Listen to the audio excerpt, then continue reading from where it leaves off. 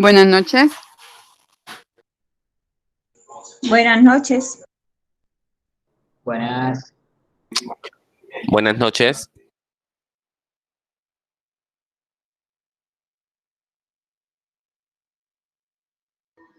Buenas noches, compañeros.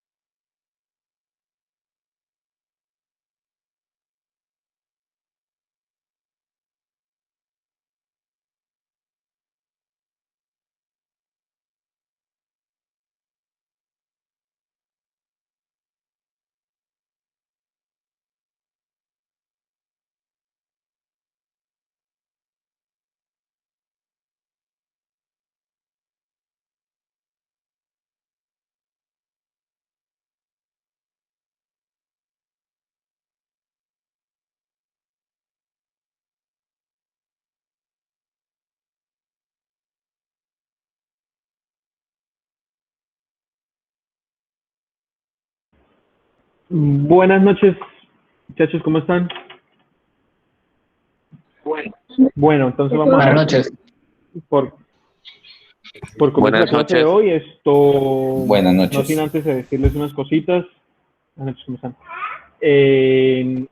Primero, vamos a vamos a vamos a calificar ahora todos los trabajos antes de el corte, ¿sí? Ya después de que pase el corte, digamos, todos los trabajos que ya nos presentamos en el primer corte, ya no los pueden presentar ahorita. Ya se cerró el primer corte, ya como quedó, quedó, ¿sí? Yo obviamente les sugiero a todos que por favor presenten los trabajos a tiempo para que no tengamos estos inconvenientes. Van a haber personas donde pues le va a salir bajita la nota, no he sacado todavía notas y eso, pero entonces hay que tener cuidado con eso. Nada más, solamente era esa bobadita, voy a ser un poquito más estricto con ese temita, porque pues si a mí me exigen, yo le tengo que exigir a ustedes. Entonces, vamos a comenzar con...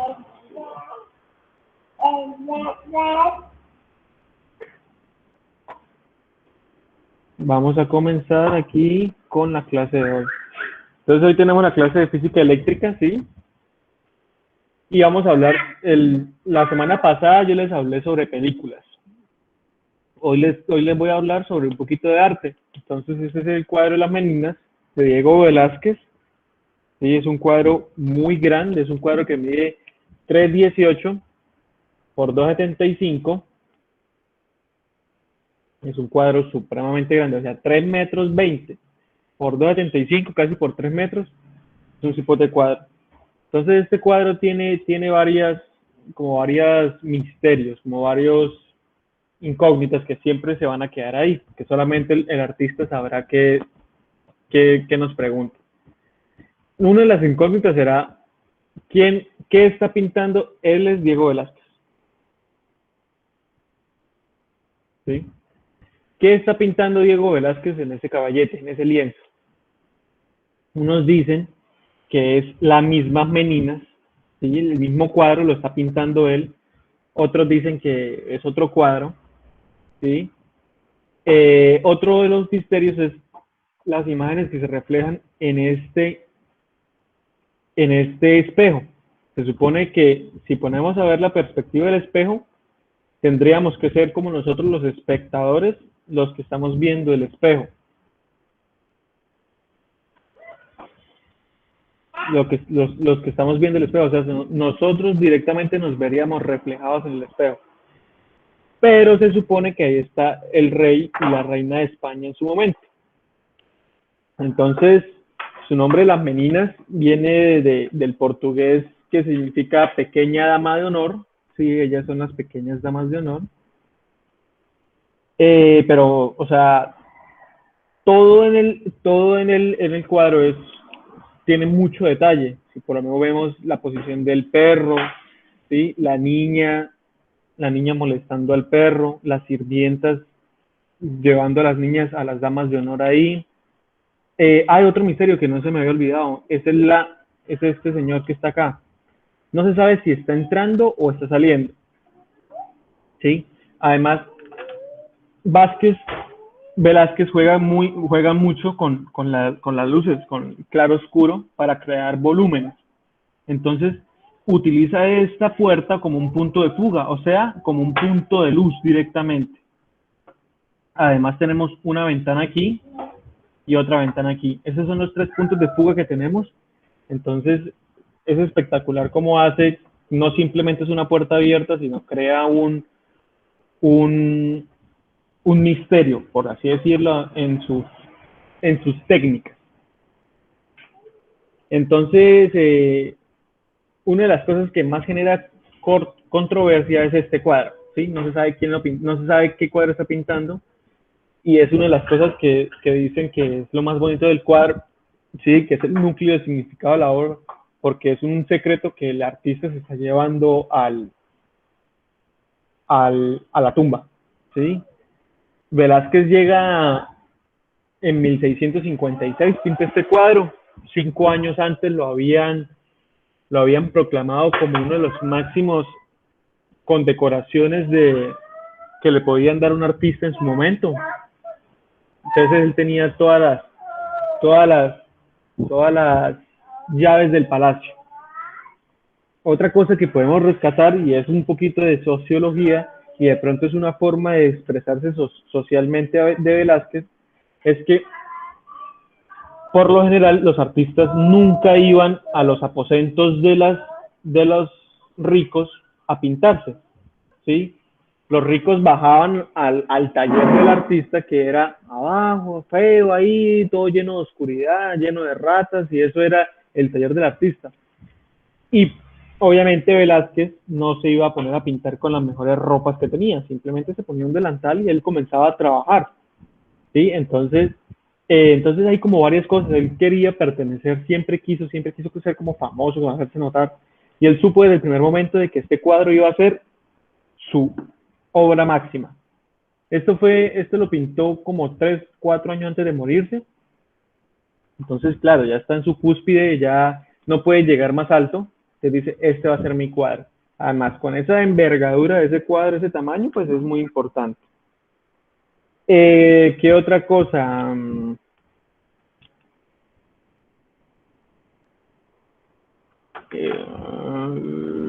Bueno, el museo está en el Museo del Prado, de España, en Madrid. Es algo impresionante ese cuadro, obviamente usted lo ve y es abrumador del tamaño que tiene. A él se lo encargaron. Sí, él no pintaba ya por gusto, sino porque le encargaban. Además, bueno, este es en un palacio de España, y las obras, mire que todo el cuarto está decorado con obras de arte. Todas las obras de arte, o por lo menos estas dos, están reconocidas y efectivamente pertenecían o estaban en la lista del castillo, de las obras que estaban dentro del castillo. Entonces, el man era muy detallista, ¿sí? Se supone que sacaron planos de la habitación de este palacio, se quemó mucho tiempo después, pero sacaron planos de este palacio antes de quemarse, y las habitaciones o la habitación donde pintaron la reconocieron y dijeron si era exactamente igual, las columnas estaban aquí, las puertas eran así, o sea, el man era supremamente detallista y lo plasma en su obra de arte. Entonces, Diego Velázquez, es una espectacular obra de arte y con muchas historias que contar detrás de ellas, ¿no? Hay muchos personajes, por lo menos la enanita, una persona que sufre de enanismo, ¿sí? Él, que es, o sea, entonces se considera esto como un autorretrato, ¿sí? Entonces, el perro, que significa ahí la tranquilidad, la docilidad del animal, pero miren la musculatura como está retratada perfectamente. Yo había leído otra de las curiosidades del cuadro, y era de que las manos de todas las niñas estaban perfectamente definidas y las manos de él simplemente están esbozadas, o sea, pincelazos gruesos para poder determinar la forma de la mano. ¿Sí? Mire esta mano aquí, se ve supremamente detallada, en cambio la mano de él se ve como si fuera un garfio, como si fuera... Eso quería decir otra cosa, según el artista, según el momento. Entonces eso es una cantidad de cosas que los invito a que vean un poquito más de esta obra de arte, que tiene tela para cortar. Bueno, muchachos, entrando un poquito más en el tema, quiero que me digan cómo les fue en el parcial, cómo se sintieron en el parcial. ¿Qué vieron? ¿Les hace falta esto? ¿Les hace falta lo otro? No hemos entrado todavía en temas candentes, en temas pesados, pero me importa que todos los temas estén bien aprendidos. ¿Ustedes qué creen? ¿Qué tema está flojito?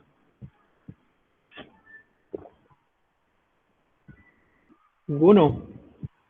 Yo pienso que los temas que hemos visto hasta ahora han sido bien explicados por usted, profesor, en los videos. ¿Sí? Bien, gracias. ¿Qué otro tema? Porque pues yo puedo avanzar, Profesor. ¿sí? Señor. Sí, pero era como más reforzar, por ejemplo, algún tipo de ejercicios o alguna Perfecto. como lo que se está viendo, como reforzarlo más con ejercicios o mediante diapositivas. Ejercicio del tema aviso. Perfecto, listo. ¿Alguna otra recomendación, por favor? Pues los que se ven beneficiados directamente son ustedes, ¿no? Si ustedes me dicen más recomendaciones, no, profe, yo a usted no le estoy entendiendo ni chino. Sinceramente, a mí me gustaría que usted enviara el PDF con los ejercicios, a mí me gustaría, y buscamos la solución. Pero bueno, listo. Entonces, ejercicios del tema, me parece, obviamente tenemos que atacar esta materia con muchos ejercicios porque no hay nada que hacer. Esto es física eléctrica y eso hay que con papel y lápiz a la mano. Profe, pero si usted puede mandarnos las diapositivas por el PDF, mucho mejor. Bien, envían diapositivas. Yo muchas veces las subo al aula junto con el video, ¿no? Pero bueno, voy a tener más en cuenta de los PDF. No siempre las envío. Listo. Bueno, entonces comencemos con la clase. Entonces el tema de hoy es reconocer los elementos básicos de un circuito eléctrico, identificando la condición de circuito abierto, circuito cerrado y cortocircuito en un diagrama. Entonces, ¿qué es un circuito eléctrico? Es simplemente un circuito eléctrico, es un conjunto de elementos conectados entre sí, por los que puede circular una corriente eléctrica, como lo que teníamos en el circuito del agua, que teníamos un tanque de agua, un tubo, una llave, la llave se representa de esta manera, tenemos un estrangulador, pues una llave, puede ser que también tengamos acá un filtro, que puede ser una resistencia, y otra vez retorno a tanque. Entonces es exactamente lo mismo, un circuito. ¿Qué pasa cuando un circuito eléctrico está abierto? ¿Qué pasa con el agua del circuito? Pues comienza a regarse el agua, ¿cierto? Es exactamente lo mismo y no llega, digamos, si me estoy bañando y por X o Y motivo del tanque a mi ducha, en algún momento se parte la tubería por algún, no sé, entonces comienza a disminuir el flujo de agua a mi ducha. Entonces comienza a salir un poquitico de agua nomás. Y yo digo, ve, tan raro, si hoy llegó el agua y mire, ya no tengo agua, ¿qué será? Entonces, usted va y mira el tanque, usted va y mide la batería. Ah, no, el tanque está lleno o la batería está llena, entonces eso no es problema. Entonces, ¿cuál es el problema? Entonces, es el cableado que tenemos el problema. Entonces, esto es lo importante de las analogías en un circuito hidráulico. ¿Listos? Entonces, también tenemos unas partes de un circuito que son el generador, un receptor, ¿sí? Que puede ser un consumidor, un conductor, un interruptor y un fusible. Entonces, para tener en cuenta, el generador produce y mantiene la corriente eléctrica por el circuito. Son las fuentes de energía. Hay dos tipos de corrientes eléctricas, tanto la continua como la alterna. Entonces, ¿cuál es la corriente continua? La corriente continua la producen las baterías, ¿sí? Las pilas y los dínamos. Entre los extremos o los bornes de cualquiera de estos generadores eléctricos se genera una tensión constante que no varía con el tiempo. ¿Qué quiere decir una tensión constante? O sea, un voltaje constante. Miren, por eso es que se representa con una línea recta, porque es constante durante el tiempo. No cambia ni fluctúa su valor durante el tiempo. O sea, una batería usted la tiene ahí y usted la puede guardar mucho tiempo que no va a cambiar su valor, ¿sí? Siempre va a ser 9 voltios o 12 voltios, lo que sea la batería de usted. Entonces, la corriente que circula al conectar un receptor a los bordes del generador es siempre la misma y siempre se mueve en el mismo sentido. O sea, siempre va de positivo a negativo. Bien. Entonces, pongamos un ejemplo.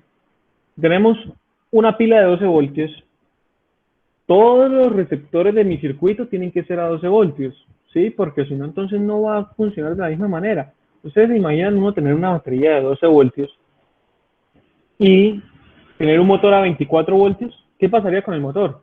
Pues o no, o sencillamente no anda, o andar muy despacito y...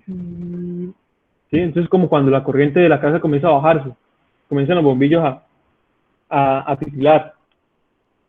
Es exactamente lo mismo. Entonces, a tener en cuenta esto. Entonces, cada vez que tenemos un circuito, todos los consumidores y todos los componentes de ese circuito tienen que estar en el mismo orden de voltaje de nuestra fuente. Entonces, tenemos la corriente continua. Y ahora tenemos la corriente alterna, ¿sí? Este tipo de corriente es producida por los alternadores, generadores de corriente alterna. Y es la que se genera en las centrales eléctricas. Listo. Entonces, ¿por qué decía la corriente continua que es constante en el tiempo y por qué esta no? Porque miren, esta tiene, mire cómo fluctúa el valor del voltaje con respecto al tiempo. Entonces, si tomamos una sección de 20 milisegundos y yo lo analizo acá, justo a los 5 milisegundos va a ser de 325 voltios. Pero si yo me voy hasta el 15avo milisegundo, ¿qué me va a dar? Menos 325 voltios. O sea, no es constante en el tiempo. Estas corrientes, ¿cuáles son? ¿Dónde encontramos estas corrientes? En los tomacorrientes de nuestra casa. Pero entonces, ¿qué hacen?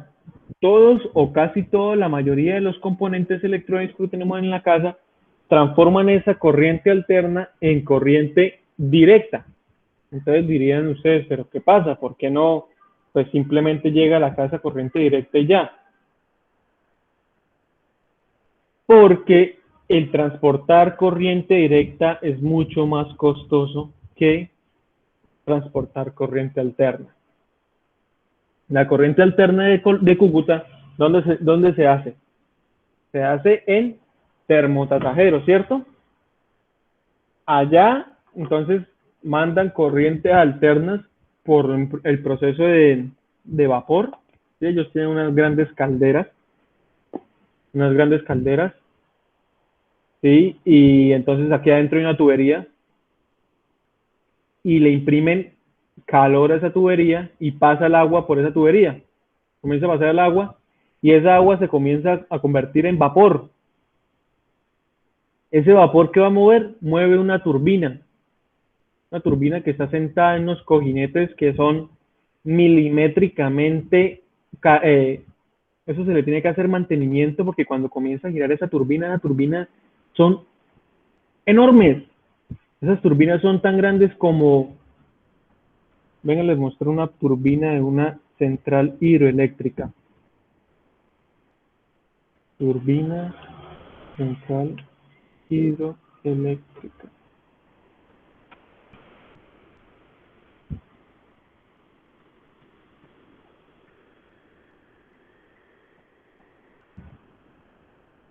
Termoeléctrica. Es una termoeléctrica.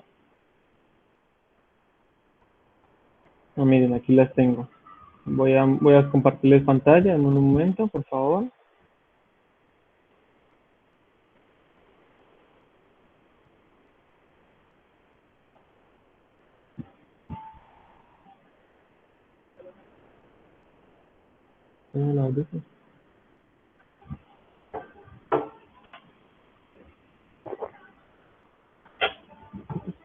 Miren la turbina, la gigante turbina eléctrica, miren. Esto es el proceso que tenemos en termotasajero. Y esto va así, usted lo puede ver así. ¿Qué son los cojinetes? Los cojinetes es donde descansa directamente la turbina, ¿sí? Entonces, esto negro que vemos acá, estos son los cojinetes. Por aquí pasa el vapor y hace mover esa turbina y la hace girar a muchísimas revoluciones. Es que no me acuerdo el dato, pero creo que son como unas 17.000 revoluciones por minuto. Eso es un número altísimo. Y una turbina de esas pesa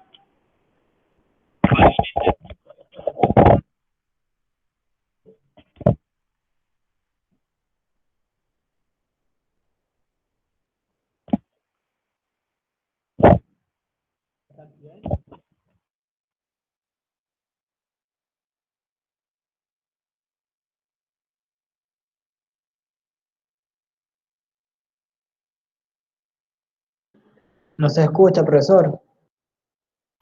Profe, ¿no se escucha?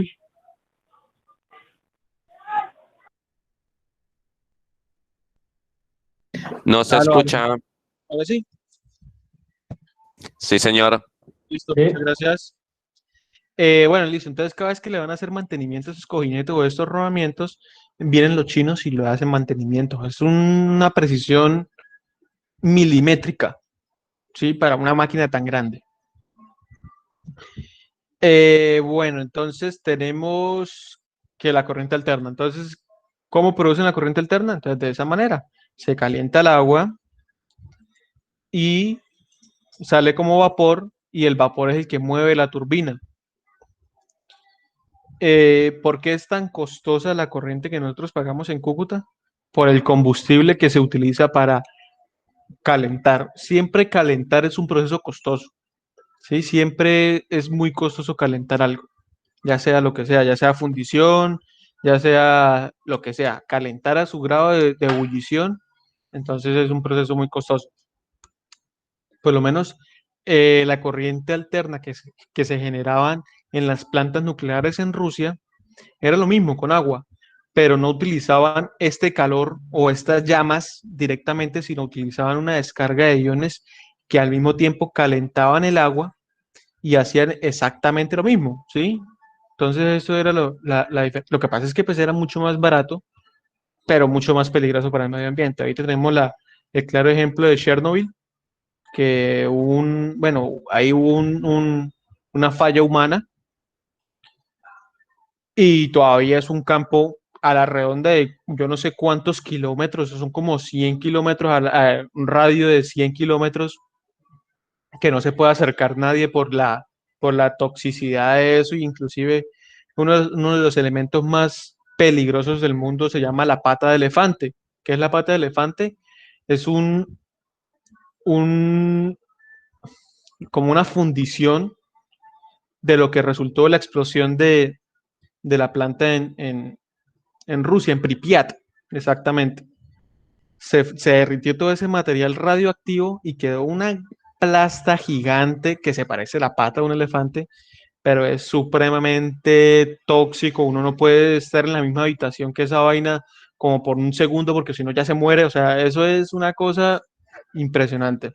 Entonces los daños, obviamente, costo-beneficio, pues mire cuánto ha gastado el gobierno soviético en eso, o cuánto gastó en su momento. Bueno, me desvío un poquito nomás del tema. También tenemos como otra parte del circuito, tenemos los conductores, que es el más llamado, el cable.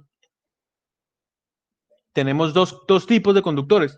Tenemos el cable y tenemos el alambre, ¿sí?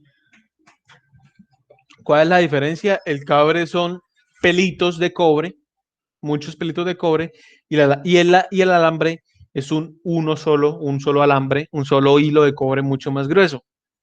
¿Sí? Entonces esa es la pequeña diferencia. Obviamente el alambre es más costoso que el cable, pero se utilizan para diferentes cosas. La mayoría que nosotros tenemos aquí son de cobre por su alto índice por su bajo índice de resistividad electrónica, que diga, ¿sí?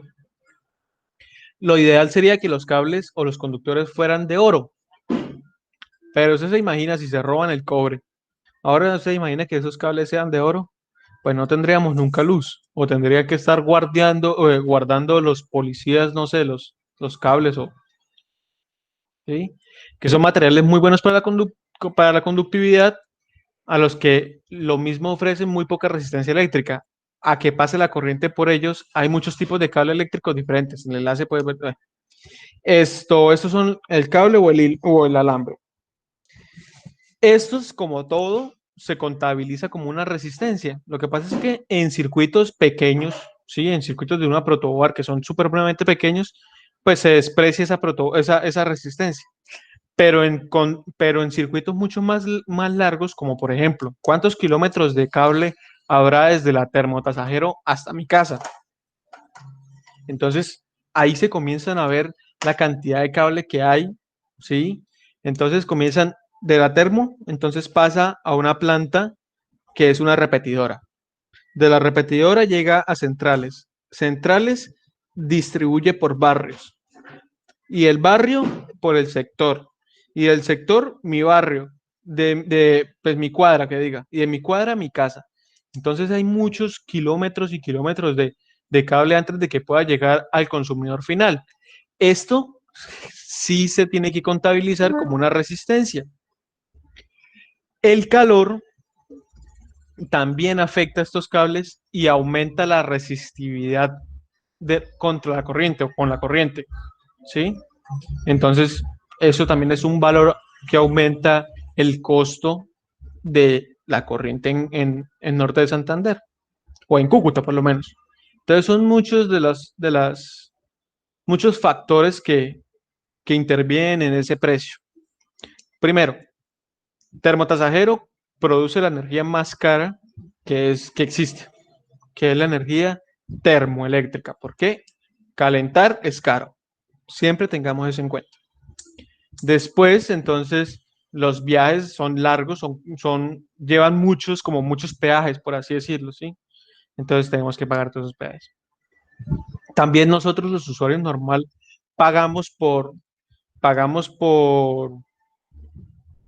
nosotros los usuarios normal también pagamos por los robos, ¿sí? Por los robos de cableado, por los robos de luz, ¿sí? El Sense nunca pierde, ellos lo cobran. Digamos, no, yo le compré a Termotasajero 1000 kilovatios hora en este semestre. Y yo solamente vendí 980 kilovatios hora y lo del resto que no, yo no lo voy a perder, me lo pagan los usuarios. Y efectivamente, pues nosotros pagamos lo que se roban. O sea, si ustedes ven obviamente a un vecino colgándose de la luz, vecino, pues tendré que llamar a centrales. Primero que todo, es un riesgo vital que estén robando luz, porque eso cogen unas ganzúas y se cuelgan al cable directamente. Imagínense el daño que puede generar una ganzúa de esos. Y segundo, pues obviamente entonces ya saben que nos lo cobran a todos. Entonces, a tener en cuenta eso. Como receptores o consumidores finales tenemos diferentes elementos, ¿sí? Entonces, estos elementos que hacen transformar la energía eléctrica en otro tipo de energía. Por ejemplo, tenemos un motor ¿en qué transforma la energía eléctrica? Energía mecánica rotacional, ¿sí? Entonces, ¿para qué sirve un motor? Para mover un ascensor, para subir o bajar un ascensor, para llenar de aire un compresor, en fin, en 1000 usos. Este otro tipo de consumidor o de receptor es un bombillo. Entonces tenemos el halógeno, que es el que la mayoría de nosotros tenemos en casa, pero el que deberíamos tener sería el LED, que es este. Y el que definitivamente no deberíamos tener es este D, que es el que nosotros teníamos en los baños, que se calentaba de una manera impresionante. Él tiene por eso es que no eran tan ahorradores. ¿Por qué? Porque este bombillo de acá transformaba la energía eléctrica en energía calorífica. Entonces, ¿qué quiere decir eso? Volvemos y decimos, calentar algo es muy costoso. Volvemos y decimos, entonces, ahí está la muestra. Entonces, estos son mucho más eficientes porque usted los toca al tacto y no son tan calientes y alumbran más. O sea, ¿qué quiere decir? Que están cumpliendo su propósito, que es alumbrar, brillar.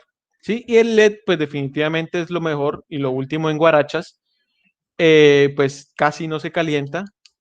Digo casi porque se calienta, ¿sí?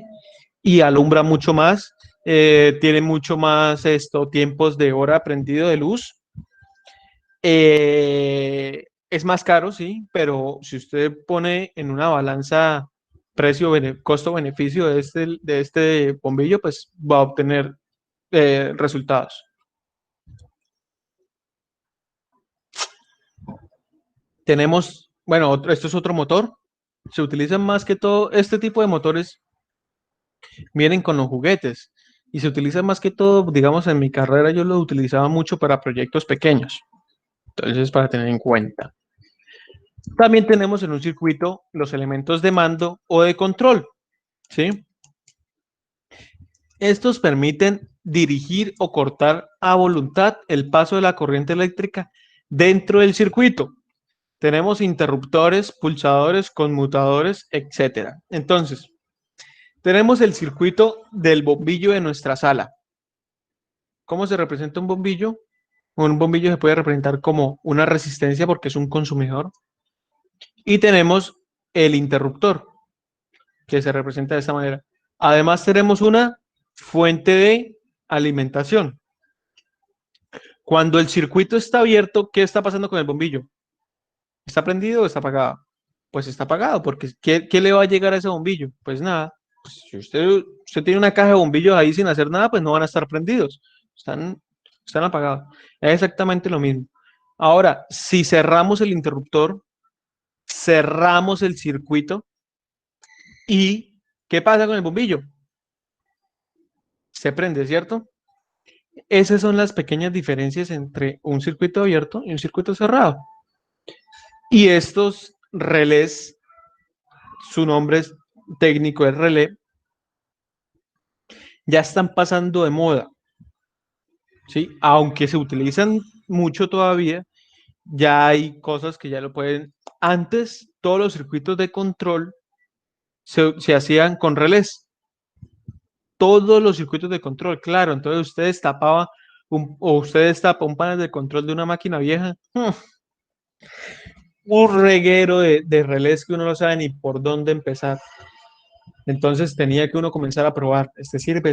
Entonces comenzar tum. Ahora, pues como la programación ha desplazado a todos estos elementos mecánicos, por así decirlos, ya lo tenemos mucho más digital. Entonces, pues de esta manera, pues podemos reemplazarlos, por así decirlo. Esta es la manera en cómo lo conectamos el circuito, ¿sí? Entonces, ¿qué es un relé? Ya les voy a explicar qué es un relé y para qué se utiliza actualmente. Entonces, aquí tenemos una bobina y aquí tenemos nuestro switch. Miren que este palito es parecido a este que yo les comentaba acá. Entonces, ¿qué va a hacer? Cuando yo conecte aquí los 110 voltios, porque esas son las ventajas que tienen los relés, que uno puede conectar a 110 voltios, y aquí simplemente conecta a 5 voltios. Entonces puede controlar un elemento de 110 voltios, o sea, una motobomba, ya sea, no sé, un motor de 20 caballos de fuerza, con un computador. Entonces, para eso sirve para también de circuito de protección. Yo no puedo prender directamente mi computador, un motor con mi computador, porque sencillamente, obviamente, mi computador no va a dar toda la corriente que es necesaria para un motor. Entonces, ¿qué hace? Pues me quema el computador. Porque él le va a entregar toda la corriente y dice, no, no puedo, ¡pum!, me quema el computador. Entonces, para eso existe el relé. Ese es el funcionamiento más cercano ahorita que podemos tener. Bueno, el relé sirve como elemento de protección, pero hay un elemento que está específicamente hecho para eso, que es el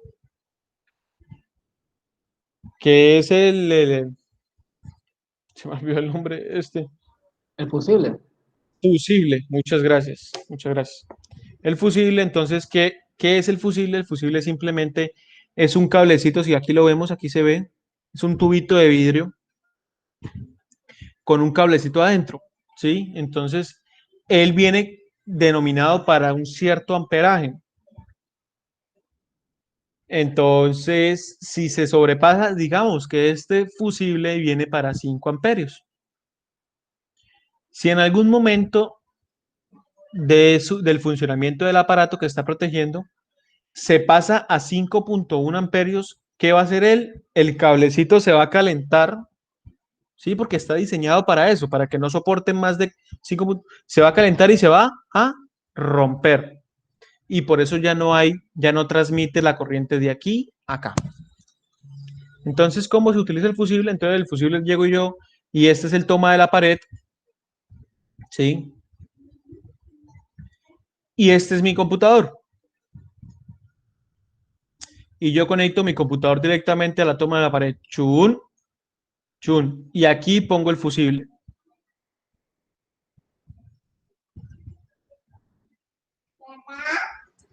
En cualquier momento, como les dije yo, se va a subir la corriente por X o Y motivo, porque se subió la corriente, cayó un trueno o efectos de la corriente, entonces, ¿qué se va? El fusible. Pero mi computador se desconecta de la corriente y queda bien todavía. Entonces, nosotros siempre deberíamos tener fusibles en todos nuestros electrodomésticos. ¿Cómo se obtiene un fusible? Por medio de un estabilizador. Los estabilizadores tienen fusible porque esa es su función, ¿sí? Tanto filtrar la corriente o el voltaje, como detectar si hay algún pico de voltaje y decir, hasta aquí llegué, me les quemo, dice el fusible. Aquí tenemos otro tipo de fusible que es el que utilizamos en el área automotriz, pero su funcionamiento es lo mismo.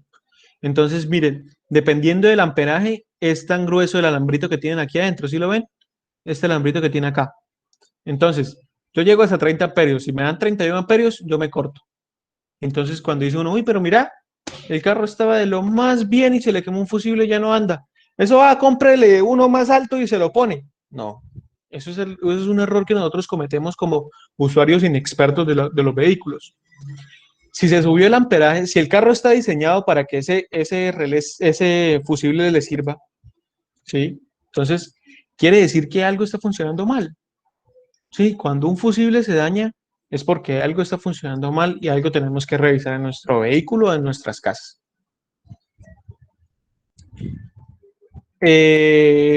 Listos, entonces con ese temita ya quedamos saldados para el próximo ya comenzar a ver circuitos en forma. ¿Listo? Para que cuando yo les muestre un diagrama de un circuito, no se me asusten. Entonces vamos a ver un diagrama de un circuito cerrado y un diagrama de circuito abierto.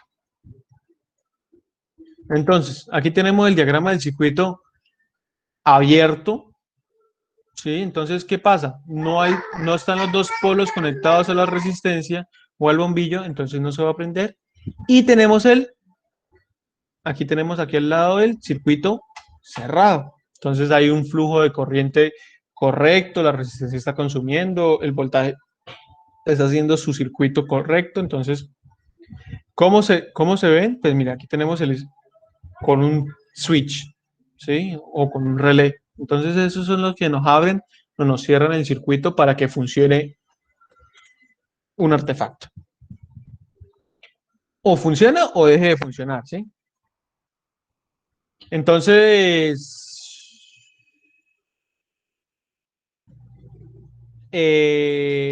listos. Esto es todo lo que vamos a ver hoy. Yo estoy calificando sus parciales.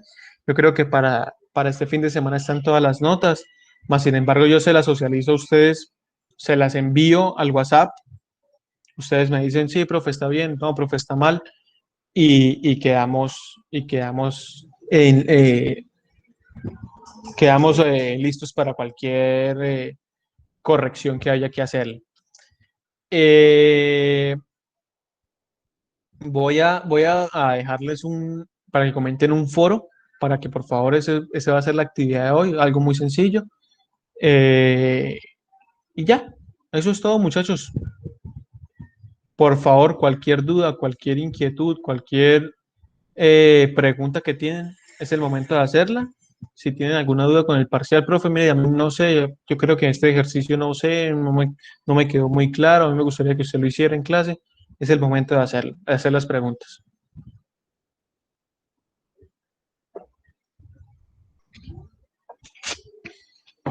Yo diría que si nos puede compartir esa diapositiva, profesor. Sí, señor, claro, Miguel. Abiertos y Eso, cerrados. yo como estoy grabando esta videollamada, entonces, ¿qué hago yo? Apenas a mí me llega mi correo, yo la descargo y la subo a YouTube. Les paso el link y además les paso las diapositivas. ¿Listos? Sí, señor. Bueno, pues muchachos, entonces estamos hablando. Por favor, responder entonces el foro y listo. Por ahora, hoy es la clase está ahí. ¿Listos? Chao. Estén bien. Ok, Chao, profe. profe, buenas noches, gracias. Igualmente. Ya, profe.